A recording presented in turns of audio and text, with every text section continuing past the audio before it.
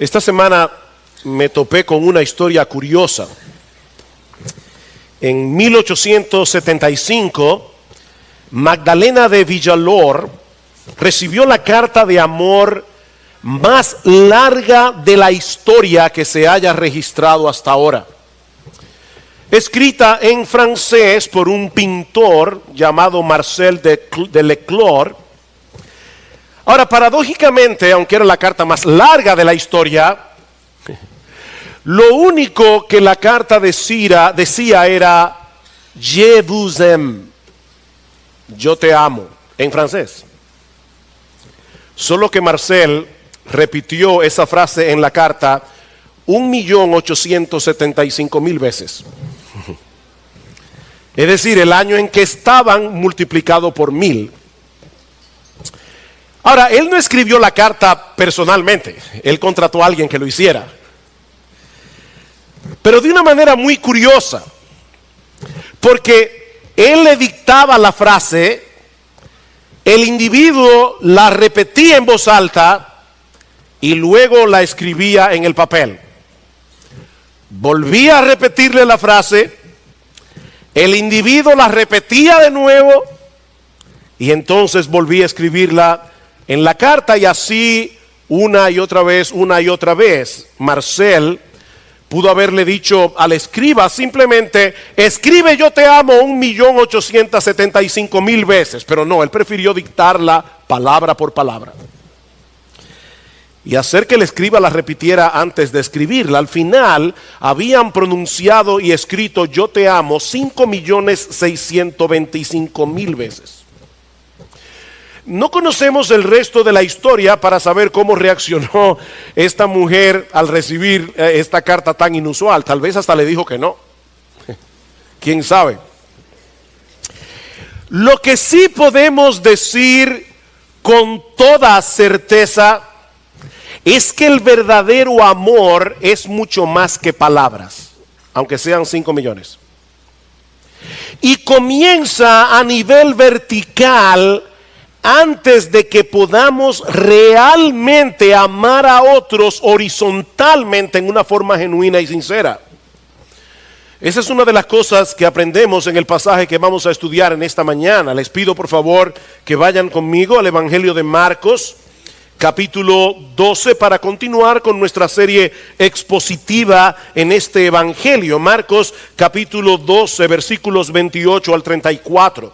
Dice, cuando uno de los escribas se acercó, los oyó discutir, y reconociendo que les había contestado bien a los saduceos, como vimos la semana pasada, le preguntó, ¿cuál es el mandamiento más importante de todos? Jesús respondió, el más importante es, escucha Israel, el Señor nuestro Dios, el Señor uno es, y amarás al Señor tu Dios con todo tu corazón y con toda tu alma y con toda tu mente y con toda tu fuerza. El segundo es este, amarás a tu prójimo como a ti mismo. No hay otro mandamiento mayor que estos.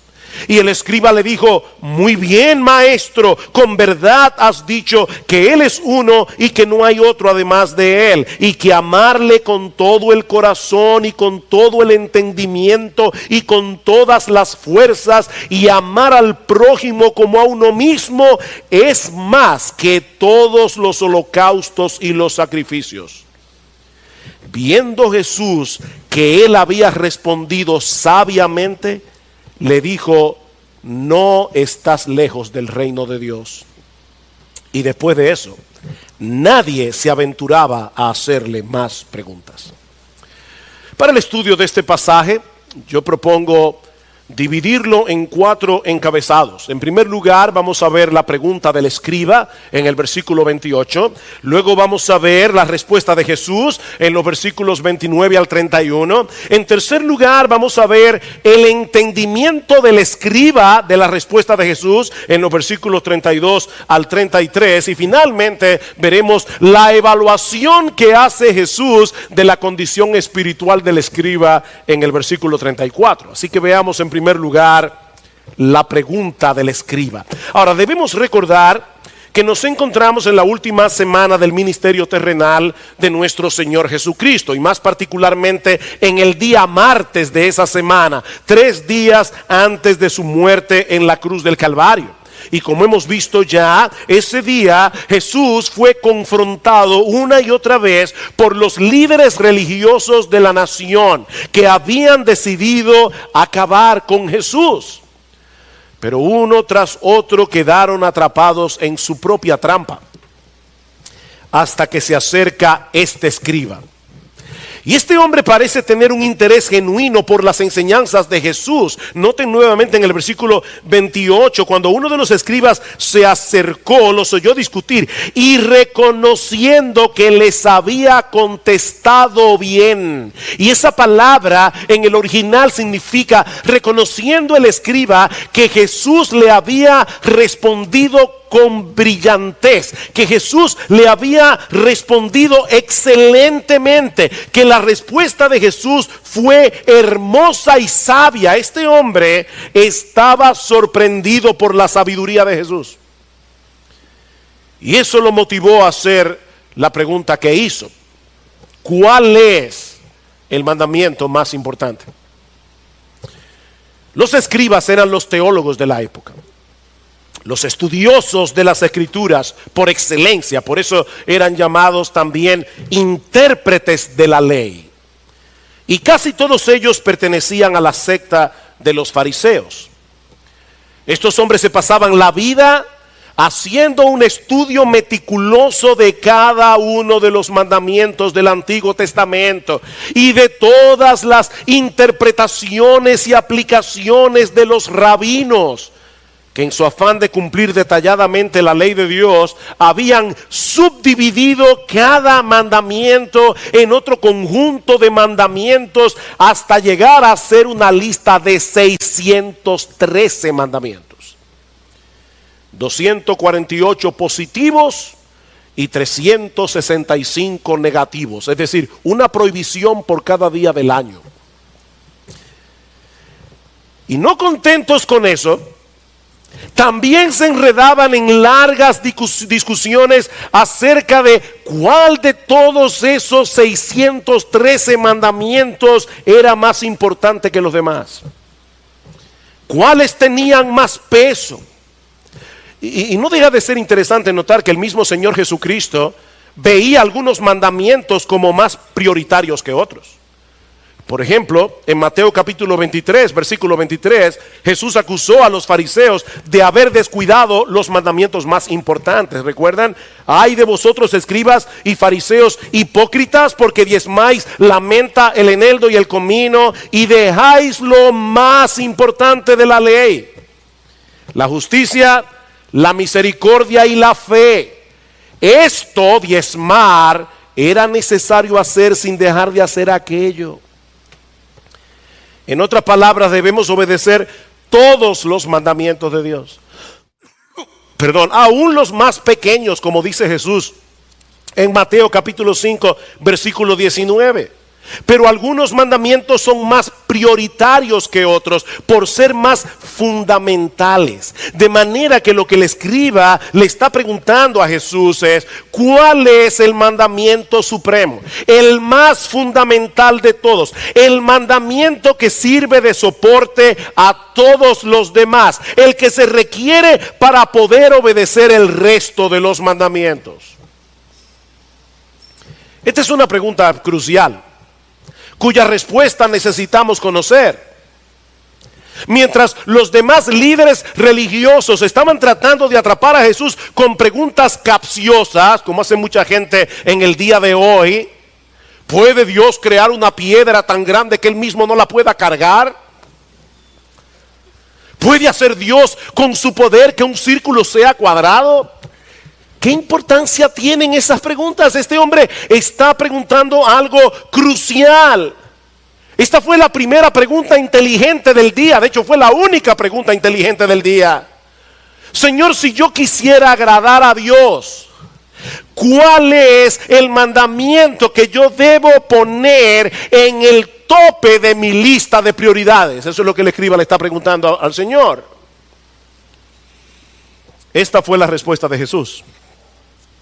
Versículo 29.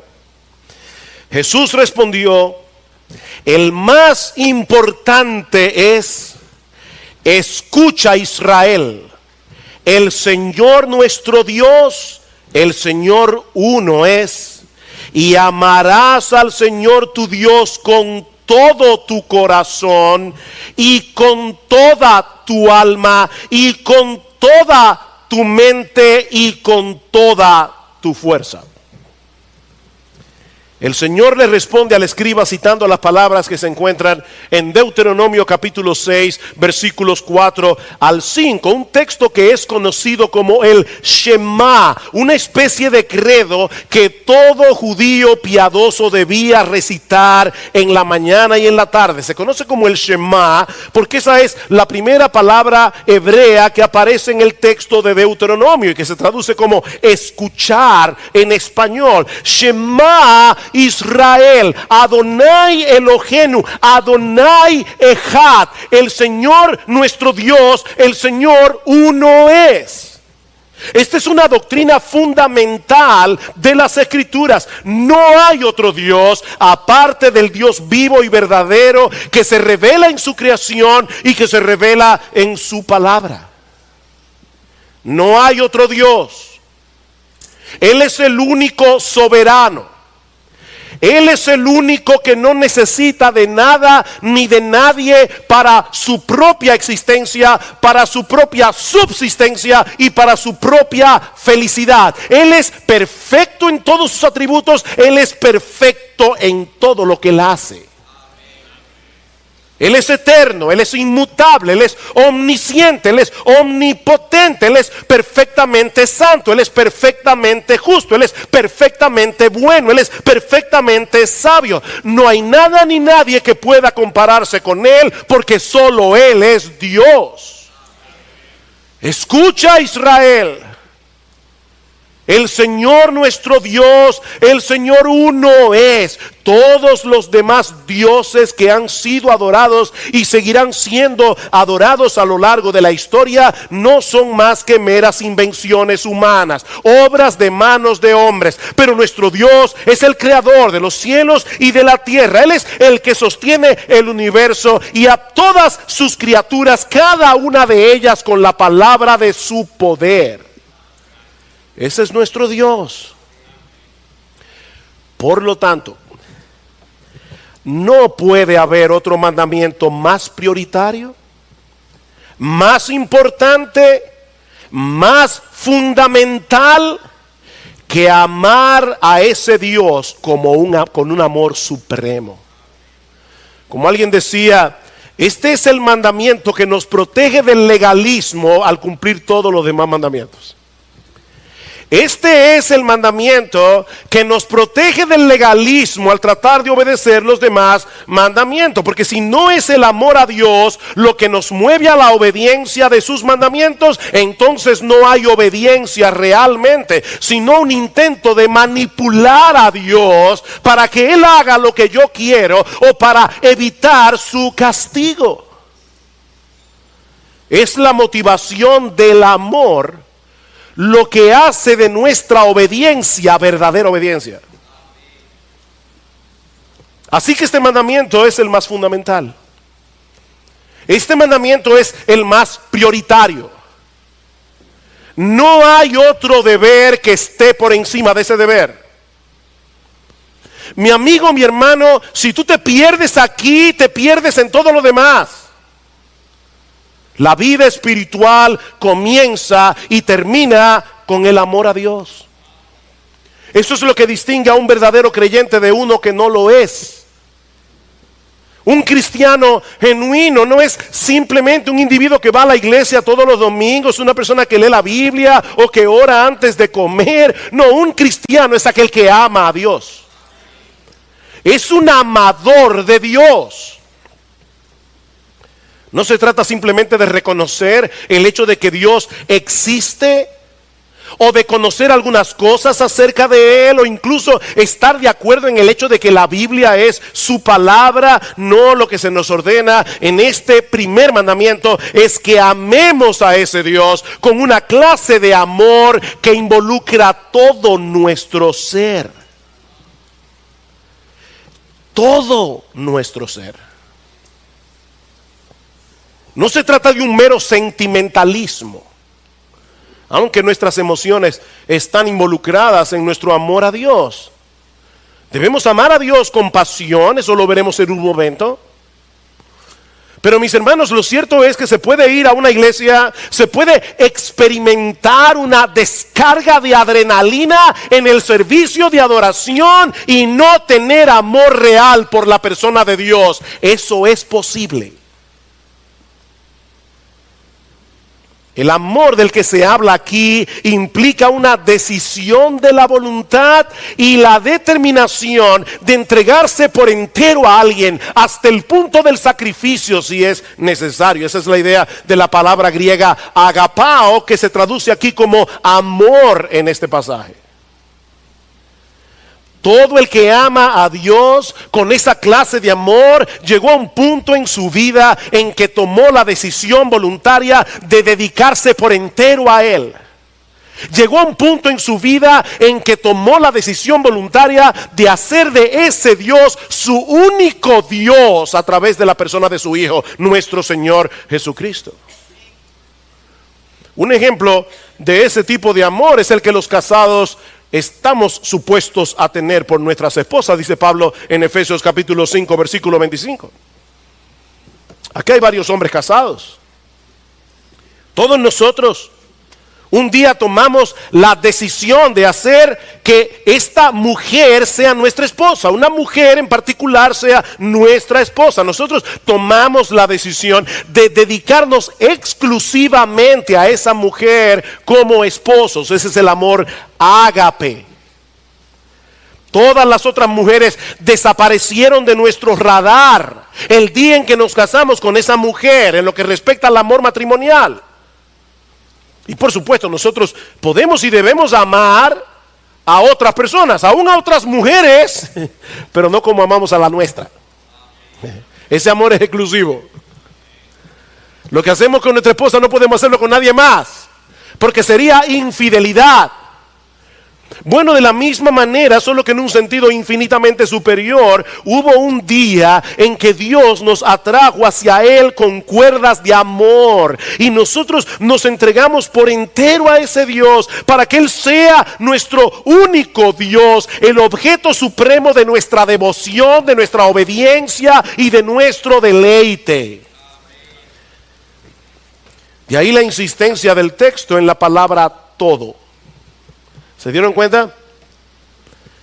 Debemos amar a Dios con todo el corazón, con toda el alma, con toda la mente, con todas nuestras fuerzas. Un Dios como nuestro Dios no puede recibir menos de eso. Con Él, mi amigo, es todo o nada. Es todo o nada. Todo el corazón, toda el alma, toda la mente, todas nuestras fuerzas. Y aunque es difícil hacer una separación de significado muy marcada en cada una de estas palabras, lo cierto es que cada una de ellas enfatiza algo diferente. Amar a Dios con todo el corazón es amarlo con todo lo que somos como personas, mente, emoción, voluntad. Ese es el uso que se le da a la palabra corazón en la Biblia. Es la raíz de nuestra personalidad, de nuestro verdadero yo, la fuente de donde surgen nuestros pensamientos, nuestras palabras, nuestras decisiones, nuestras acciones. Por eso es que en Proverbios capítulo 4 versículo 23 dice: sobre toda cosa guardada, sobre todo lo que tú proteges en la vida, guarda tu corazón, porque de él mana la vida, o como dice la Biblia de las Américas, del corazón brotan los manantiales de la vida. Tu corazón es tu verdadero tú. No lo que parece que tú eres, sino lo que tú eres realmente. Cuando tú eres tú. Así que lo que este mandamiento exige de nosotros es que amemos a Dios con todo lo que somos y en todo lo que hacemos. No se trata de una mera apariencia de amor, no es una fachada, es un amor genuino y profundo que se manifiesta en nuestra obediencia a los mandamientos de Dios, porque sinceramente nosotros deseamos agradarlo a Él. Y aunque esa obediencia nunca será perfecta de este lado del cielo, porque el pecado todavía mora en nosotros, es una obediencia genuina, es una obediencia sincera, es una obediencia que anhela la llegada de aquel día en que podamos rendirle a Dios la obediencia perfecta que Él merece. Si me amáis, dice el Señor, guardaréis mis mandamientos. El que tiene mis mandamientos y los guarda, ese es el que me ama. Y el que me ama será amado por mi Padre, y yo lo amaré y me manifestaré a él. Si alguno me ama, guardará mi palabra. No es la taquicardia del corazón lo que evidencia nuestro amor por Dios. Es nuestra obediencia a sus mandamientos. Eso es amar a Dios con todo el corazón. Pero también debemos amar a Dios con toda nuestra alma. Y la idea parece ser amarlo con pasión. Amarlo con esa clase de afecto que sobrepasa todo lo demás. No podemos amar a nadie, ni amar nada más de lo que nosotros amamos a ese Dios. Nada puede apasionarnos más que lo que ese Dios nos apasiona. Y no deja de ser interesante notar que el mismo Jesús, que está diciendo aquí que hay un solo Dios y que eso es lo que ese Dios demanda de nosotros, Él demanda también de sus discípulos la misma lealtad, el mismo tipo de amor. El que ama al Padre más que a mí no es digno de mí, y el que ama al Hijo o a la hija más que a mí no es digno de mí, y el que no toma su cruz y sigue en pos de mí no es digno de mí. ¿Saben lo que el Señor está diciendo aquí? Yo soy Dios. Yo soy Dios. Creemos en un solo Dios que subsiste en tres personas, el Padre, el Hijo y el Espíritu Santo. Y Dios el Hijo está diciendo, tú debes amarme a mí con todo tu corazón y con toda tu alma, porque yo soy Dios. Amar a Dios con toda el alma significa que Él es nuestro más grande anhelo, significa que Él es nuestro más grande tesoro, significa que Él es nuestro más grande deleite, significa que Él es nuestro más grande gozo. Eso es amar a Dios con todo el alma. Puede ser que en un momento dado un verdadero creyente pase por un periodo de enfriamiento espiritual. Pero si es un verdadero creyente, él no se va a acomodar a ese estado. Si es un verdadero creyente, él va a procurar salir de esa condición de tibieza, como el siervo brama por las corrientes de las aguas. Así clama por ti, oh Dios, el alma mía, mi alma tiene sed de Dios. Ese es el sentimiento del creyente que está pasando por un tiempo de sequía. Mi alma tiene sed de Dios. Debemos amar a Dios con todo el corazón, debemos amar a Dios con toda el alma, debemos amar a Dios con toda nuestra mente.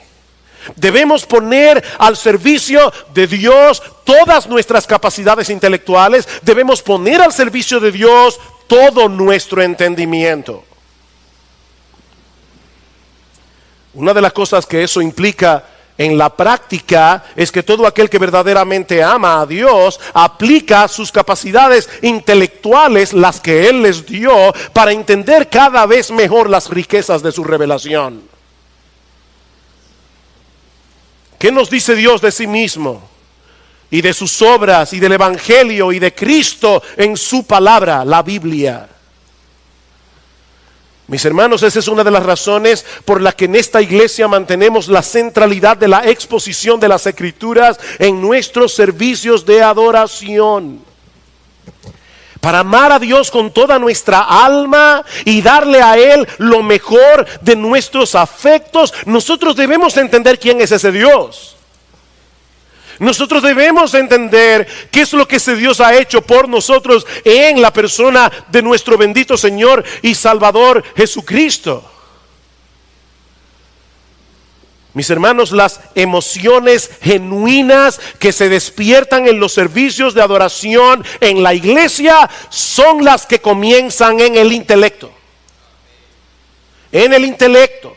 De lo contrario, eso es puro emocionalismo, eso es pura manipulación. Y las iglesias están llenas de manipuladores.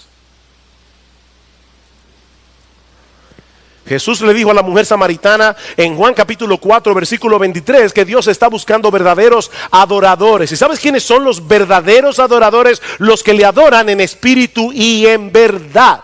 Los que le adoran en espíritu y en verdad. Y la verdad se entiende con la cabeza.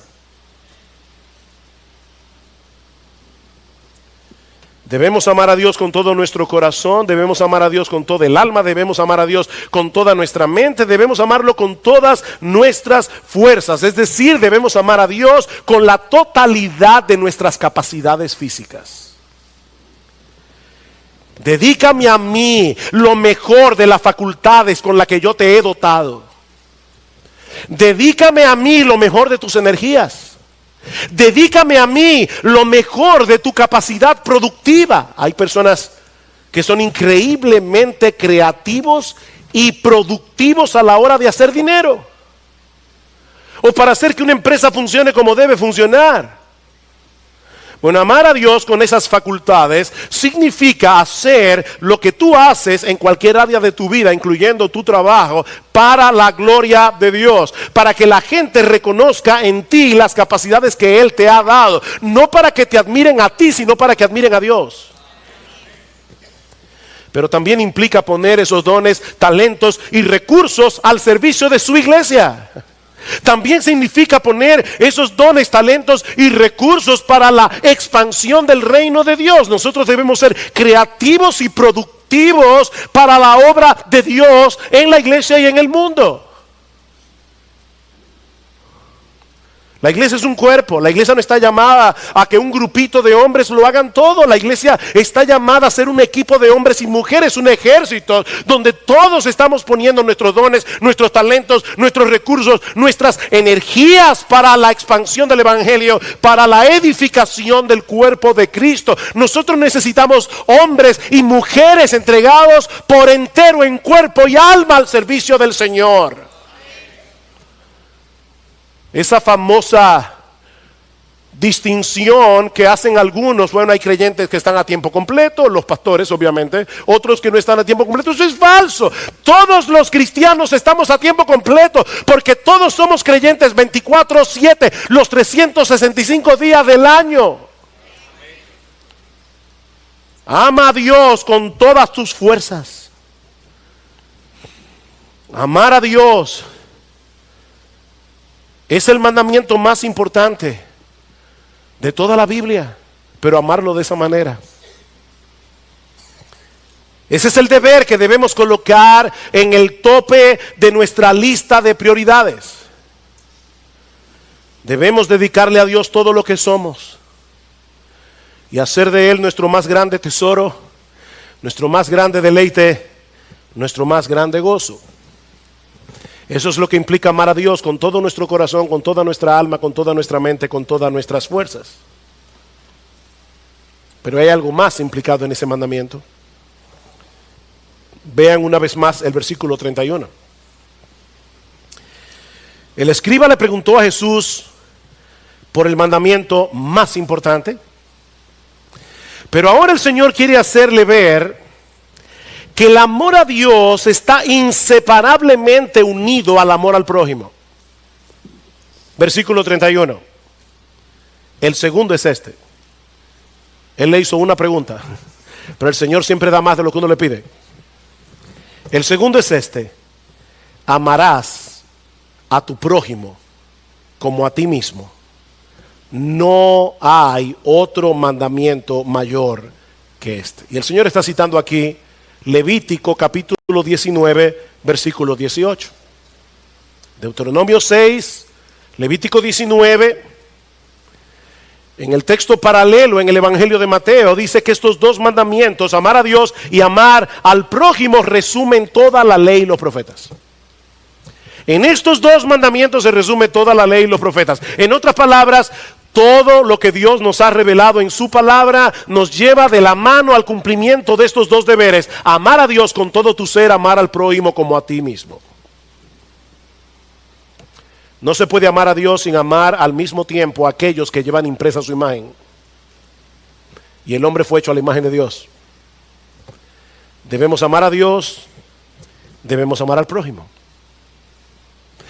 Ahora es importante señalar aquí que el Señor no nos está ordenando en este texto que nos amemos a nosotros mismos para que entonces seamos capaces de amar al prójimo. Y aclaro esto porque esa es una enseñanza que se ha vuelto popular, muy popular recientemente, incluso en círculos cristianos. Debemos amarnos a nosotros mismos antes de que podamos amar a los demás. Suena lógico, ¿verdad? Porque Jesús dice que debemos amar a los demás como nos amamos a nosotros mismos. Así que si no nos amamos a nosotros mismos, dicen estos expertos, tampoco podremos amar al prójimo. Genial. Ahora, si ese fuera el caso, entonces debemos llegar a la conclusión de que el mandamiento más importante no es amar al prójimo. El mandamiento más importante entonces sería amarnos a nosotros mismos. Yo no sé cómo ellos encajan eso con niega tu propia vida, crucifícala en la cruz, pero ellos enseñan eso. Pero no es lo que Jesús enseña. No, Jesús no está enseñando eso aquí. Jesús está asumiendo que todos nos amamos a nosotros mismos. Eso es una realidad. Eso es parte intrínseca de nuestra naturaleza. Eso viene en el ADN de los seres humanos. Ocuparnos de nosotros mismos, cuidarnos a nosotros mismos, protegernos a nosotros mismos. Y lo que Dios nos dice en su palabra es que nosotros debemos amar a los demás con esa misma clase de amor que ya tú tienes por ti mismo. Tú te amas a ti mismo, créeme. Con todo tu corazón, con toda tu alma. Tú te amas a ti mismo. En estos días hablaba con una jovencita que me decía: pastor, es que yo tengo un problema de baja autoestima. Digo, no, mija, no. El problema tuyo es otro muy diferente. Tú te estimas demasiado a ti misma. ¿Sabes por qué tú eres una idólatra? Le decía yo. Tú eres una idólatra porque en el fondo tus ídolos sirven para ti. Tú te adoras a ti misma en la adoración de tus ídolos. Eso es como el joven o la joven. Yo no sé cuántas veces yo he tenido ese caso en mi oficina. Una joven que me dice: pastor, conocí al hombre de mi sueño. Es un tipo maravilloso, caballeroso, inteligente, tiene los pies en la tierra y para colmo es buen mozo. Solo tiene un pequeño problema, que no es creyente, pero es una sola cosa. Todo el resto de la lista lo tiene bien, menos eso. Yo siempre les hago la misma pregunta: ¿tú lo amas? Y siempre me responden lo mismo: sí, pastor, con todo mi corazón. Y yo siempre les digo: te estás engañando a ti mismo. Tú no lo amas, tú lo odias. Tú lo odias con cada fibra de tu ser. Porque si tú eres un cristiano, tú sabes que lo que ese joven necesita es a Cristo, no a ti. Sin embargo, tú estás dispuesta a echar el evangelio por la ventana para hacerle ver a este joven indirectamente, enviarle el metamensaje de que el evangelio no es importante. En otras palabras, tú estás diciendo: yo quiero a ese hombre para mí aunque se vaya para el infierno. Tú no lo amas, tú lo odias. No te engañes a ti misma. Ama a tu prójimo como a ti mismo. Como tú te amas ya de por sí a ti mismo. Todo el empeño, toda la creatividad, toda la energía que nosotros gastamos en proveer para nuestras necesidades con ese mismo empeño, con esa misma creatividad, con esa misma energía, debemos amar a los demás, incluyendo a nuestros enemigos. Uy.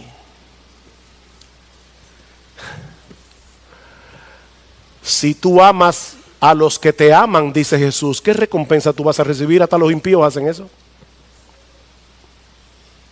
¿Recuerdan ustedes la parábola del buen samaritano? Se acerca un escriba, otra escena, una escena diferente, y le dice: el Señor, ¿cuál es el mandamiento más importante? Jesús le dice lo mismo: amar a Dios, amar al prójimo. Pero para el judío, el prójimo era otro judío. Ellos no amaban a nadie más, solamente a los de su raza. Y Cristo le dice: déjame hacerte una historia. Un hombre iba en el camino a Jericó, cayó en manos de ladrones, lo golpearon, lo dejaron medio muerto. Pasó un sacerdote y no le hizo caso. Pasó un levita y no le hizo caso. Pasó un samaritano y lo socorrió. Wow, el samaritano era aborrecido por los judíos. Cuando un samaritano pasaba por el lado de un judío, el judío escupía en el piso de desprecio. Y el Señor le dice: pasó un samaritano, y ¿sabes que él fue que cuidó de ese hombre golpeado, herido? Ahora yo te voy a hacer una pregunta: ¿quién era el prójimo de ese individuo?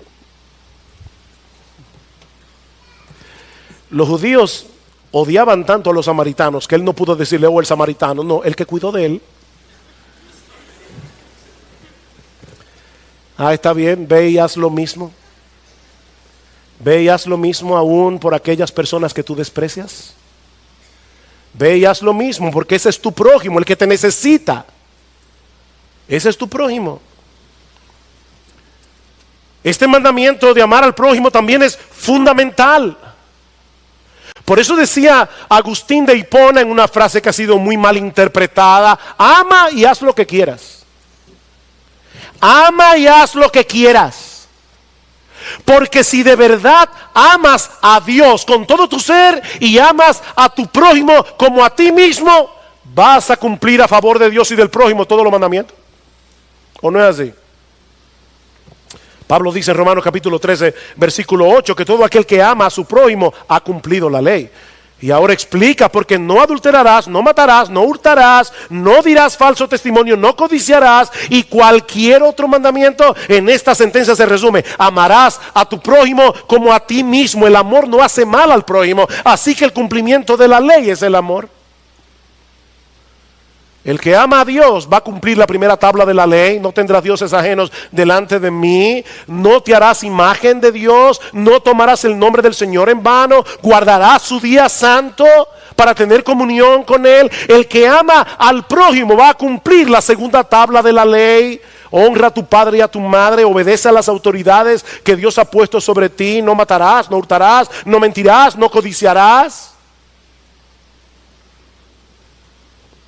Mis hermanos, no hay que ser un gran teólogo, ni saber griego y hebreo para saber lo que Jesús está diciendo aquí. De verdad. No hay que ser un genio para entender lo que Jesús está diciendo aquí. Si queremos agradar a Dios, debemos amarlo a Él con todo lo que somos, en todo lo que hacemos, y amar al prójimo como nos amamos a nosotros mismos.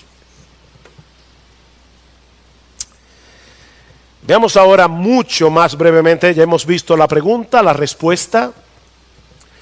Veamos ahora mucho más brevemente el entendimiento que tuvo el escriba al escuchar esa respuesta de Jesús. Vean el versículo 32. Y el escriba le dijo: muy bien, maestro, con verdad has respondido, has dicho que Él es uno y no hay otro además de Él, y que amarle con todo el corazón y con todo el entendimiento y con todas las fuerzas, y amar al prójimo como a uno mismo, es más que todos los holocaustos y los sacrificios. Es evidente que este hombre no tenía los mismos prejuicios ni la misma animadversión que los otros escribas y fariseos. Él está escuchando a Jesús con una buena disposición, con un genuino deseo de aprender. Y por eso llegó a la conclusión que llegó. que nuestra relación con Dios no se basa en rituales, que nuestra relación con Dios no se basa en ceremonias, que nuestra relación con Dios es un asunto del corazón. Es un asunto del corazón. Que lo que Dios pide de nosotros es mucho más que una fachada de piedad, es mucho más que una fachada de decencia, como pensaban los fariseos, y Cristo tuvo que decirle: ustedes son sepulcros blanqueados, por fuera se ven bien, pero por dentro están llenos de huesos de muertos. Es una devoción completa hacia Dios. Es un amor ferviente y apasionado por todo lo que Él es, por todo lo que Él ha hecho y hace por nosotros sin merecerlo en Cristo. Se pueden hacer cosas externas para Dios. Venir a la iglesia, cantar, leer la Biblia, incluso hasta ofrendar, sin amar a Dios. Los fariseos hacían todo eso y no amaban a Dios. Pero este escriba llegó al corazón del asunto. De ahí la evaluación que hace Jesús de su condición espiritual. Versículo 34, dice, mi último punto. Viendo Jesús que él había respondido sabiamente, este es un adverbio que solo aparece aquí en el Nuevo Testamento y da la idea de alguien que ha llegado a tener una comprensión correcta de un asunto.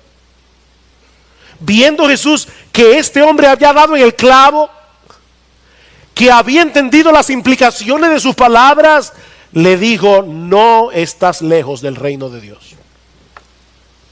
He ahí la evaluación de Jesús. ¿Cómo estaba este hombre? Dice: tú no estás lejos del reino de Dios. Ahora, la idea no es: estás bastante cerca del reino, así que esfuérzate un poco más. No. El escriba estaba cerca del reino porque parece haber entendido lo que todo hombre necesita entender primero para poder entrar en el reino, que es imposible entrar por esa puerta a través de reglas y regulaciones, porque nadie puede obedecer los dos mandamientos más importantes. Nadie puede obedecer esos mandamientos. Mira, mi amigo, es mucho más fácil llevar a cabo rituales.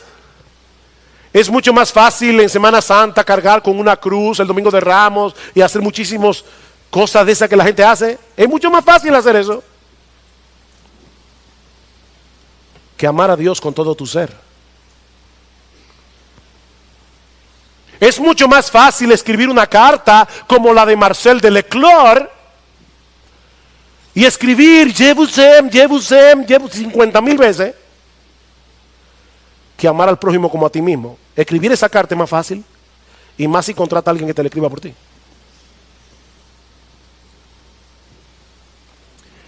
Mis hermanos, la razón por la que Jesús tuvo que dar su vida en el Calvario 3 días después de esa conversación fue precisamente porque nadie puede obedecer esos dos mandamientos. Nadie. Y mi amigo, yo espero que en este punto del mensaje eso esté tan claro para ti como la luz del mediodía. Déjame hacerte una pregunta. ¿Alguna vez, de verdad, sinceramente, alguna vez has podido amar a Dios con todo tu corazón, con toda tu alma, con toda tu mente y con todas tus fuerzas por 1 hora en tu vida? Y al prójimo como a ti mismo, por 1 hora. Piénsalo. Ok, media hora. Está bien, 15 minutos. 1 minuto. Seamos honestos. ¿Alguna vez en tu vida tú has amado a Dios con todo tu corazón, con toda tu alma, con toda tu mente, con todas tus fuerzas, y a tu prójimo como tú te amas a ti mismo? Nadie cumple con estos mandamientos ni por un segundo. ¿Sabes lo que eso significa que nosotros vivimos violando los dos mandamientos más importantes de la ley todo el tiempo? Eso es lo que significa. El más grande pecado no es matar, no es robar, no es mentir, no es adulterar. El más grande pecado es no amar a Dios con todo tu ser y no amar a tu prójimo como a ti mismo. Ese es tu más grande pecado, ese es mi más grande pecado. De manera que constantemente estamos cometiendo los dos pecados más graves a los ojos de Dios. Pero es aquí precisamente donde entra en juego la buena noticia del Evangelio. Hubo uno que sí llenó la medida hasta el tope. Uno solo. En toda la historia, después de la caída de Adán. Un solo hombre que desde la cuna hasta la tumba amó a Dios con todo su corazón, con toda su alma, con toda su mente, con todas sus fuerzas, y amó al prójimo como a sí mismo. El Dios encarnado, la segunda persona de la Trinidad hecha hombre, nuestro bendito Señor y Salvador Jesucristo, el único. El único. El Señor se hizo hombre para obedecer perfectamente como hombre la ley en nuestro lugar, y luego fue a la cruz para pagar por todas nuestras transgresiones. Eso hizo nuestro Dios. Y ahora Él promete en el Evangelio poner en nuestra cuenta su justicia perfecta por medio de la fe. Mi amigo, lo que yo estoy diciendo es que todo aquel que cree en Jesús, todo aquel que cree en su obra de redención, Dios le atribuye a esa persona que cree la obediencia de su Hijo. Es decir, a partir de ese momento, Dios nos trata como si la obediencia perfecta de Jesús fuera nuestra. Al que no conoció pecado, por nosotros Dios a él lo hizo pecado, para que nosotros fuésemos hechos justicia de Dios en él. En nuestra unión con Jesús, nosotros amamos a Dios con todo nuestro ser. En nuestra unión con Jesús, nosotros amamos al prójimo como a nosotros mismos. Así nos ve Dios. Pero eso no es todo. No, eso no es todo. Dios también transforma el corazón de esas personas para que por primera vez en su vida puedan comenzar a amar a Dios y amar al prójimo en una forma real y sincera. De hecho, es interesante notar que en el mismo libro de Deuteronomio que Jesús está citando, en Deuteronomio capítulo 30 versículo 6, Dios le promete al pueblo de Israel circuncidarles el corazón. Y esa es una figura que se usaba en el Antiguo Testamento para hablar de ese cambio, de esa transformación que todos nosotros necesitamos. Dice, yo voy a circuncidar tu corazón para que ames al Señor tu Dios con todo tu corazón y con toda tu alma, a fin de que vivas. Yo voy a circuncidar tu corazón.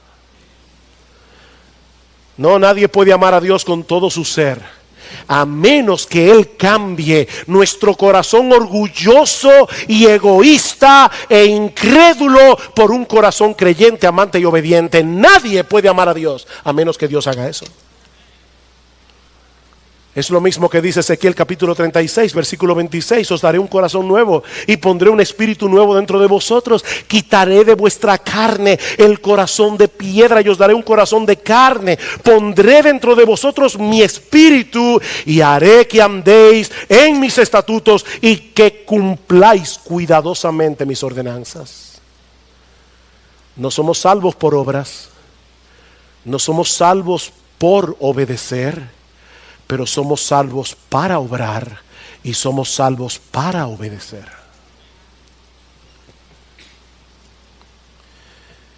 Este escriba estaba cerca del reino, porque parece haber entendido su necesidad. Oh, no son rituales, no son cosas externas, es amar a Dios. Él estaba cerca, pero todavía estaba afuera. Él estaba cerca, pero todavía estaba afuera.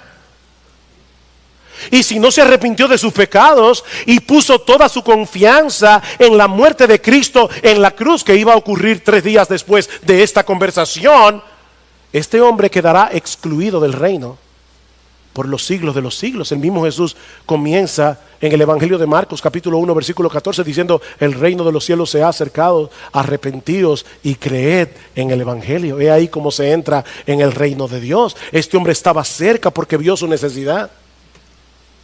La pregunta es: ¿se arrepintió? ¿Creyó en Jesús? Y ahora yo te pregunto a ti, mi amigo, ¿qué de ti? ¿Qué de ti? ¿Tú estás fuera o estás dentro? Mi amigo, ¿dónde tú estás? Miembros de Iglesia Bíblica del Señor Jesucristo, yo sé que cada vez que los pastores aquí decimos mi amigo, todos los miembros de la iglesia creen que no es a ellos que le estoy hablando. No. Si tú quieres, hermanos y amigos, esta pregunta es para todos. ¿Dónde tú estás? ¿Dentro o fuera? La pregunta no es si tú eres miembro de esta iglesia. La pregunta no es si algún día tú hiciste la oración del pecador y le pediste a Jesús que entrara en tu corazón. No, yo no estoy preguntando eso. La pregunta es si tú estás fuera o dentro del reino, porque los que están dentro lo manifiestan a través de su amor a Dios y su amor al prójimo. Pablo dice en 1 Corintios capítulo 16 versículo 22: si alguno no ama al Señor Jesucristo, sea anatema. ¿Tú oíste eso? Anatema, maldito de Dios. Lo que Pablo está diciendo en 1 Corintios 16, 22 es que el que no ama al Señor Jesucristo está condenado. Y lo mismo podemos decir del amor al prójimo. Primera de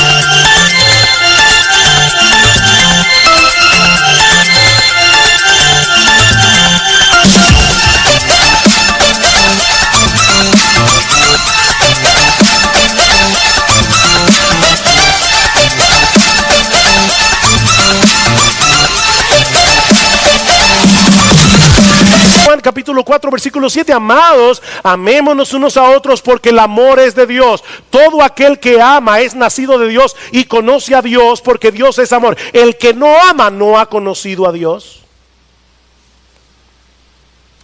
El que no ama no ha conocido a Dios. Dice en primera de Pedro capítulo 1 versículo 22 que nosotros fuimos regenerados para poder amarnos fraternalmente, de corazón puro. Y aunque de este lado de la eternidad nadie puede alcanzar un estado tal de perfección que llegue a amar a Dios con todo su ser y al prójimo como a sí mismo, la semilla de ese amor está sembrada en el corazón de todo verdadero cristiano. Y esa semilla crece y esa semilla da fruto. ¿Estás fuera o estás dentro? ¿Dónde tú estás? Es por eso que nosotros podemos obedecer los mandamientos de Dios, no perfectamente, pero sí sinceramente. Es por eso que anhelamos de todo corazón la llegada de ese bendito día en que todo vestigio de pecado será eliminado de nuestras vidas. Anhelamos la llegada de ese día, como decía Alberto al principio del servicio. El verdadero creyente lucha contra los ídolos que intentan suplantar a Dios en el altar de sus afectos. Lucha con ellos. El verdadero creyente se resiste a ser arrastrado por el mundo y sus valores, porque son contrarios a la voluntad de Dios. Muchos están preocupados por la mundanalidad en la iglesia. ¿No será que hay muchos impíos en su membresía? Porque la Biblia dice claramente que el que ama al mundo, el amor del Padre no está en él. Mis hermanos, esto es serio. El que ama al mundo, el que quiere vivir con el mundo, el que está siendo arrastrado por la corriente de este mundo, Juan dice, el amor del Padre no está en él.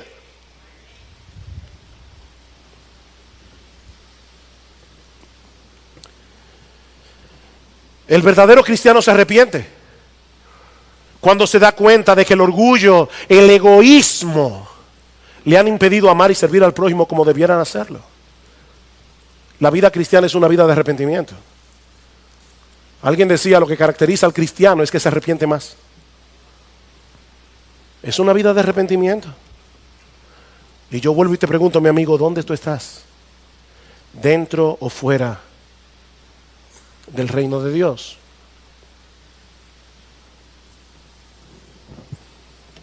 ¿Es Él el amado de tu alma? ¿Es Él tu mayor tesoro? ¿Es Él el Dios de tu alegría y de tu gozo, como dice el salmista en el Salmo 43, versículo 4? Qué hermoso, ¿verdad? El Dios de mi alegría y de mi gozo. ¿Tú puedes decir eso? ¿Amas su palabra? ¿Amas su iglesia? Aquellos hombres y mujeres comprados con la sangre de Cristo. Anhelas en lo más profundo de tu corazón que otros conozcan a Jesús como tú lo has conocido. Porque si no es así, mi amigo, yo te invito en esta mañana a que vengas a Cristo en arrepentimiento y fe. Yo te invito a que pongas toda tu confianza en aquel que te ofrece hoy un glorioso intercambio.